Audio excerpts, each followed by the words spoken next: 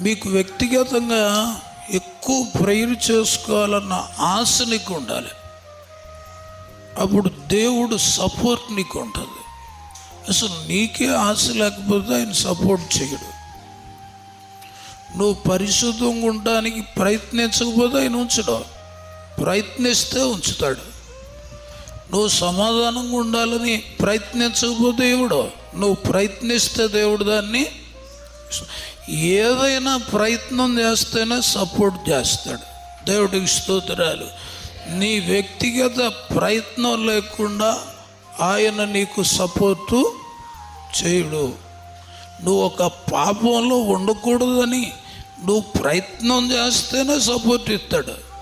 నాకు ఇదే స్పాంజీలాగా ఉంది, నాకు ఇదే మెత్తగా ఉంది అనుకుంటే చేయడు ఆయన. దేవుడికి స్తోత్రాలు.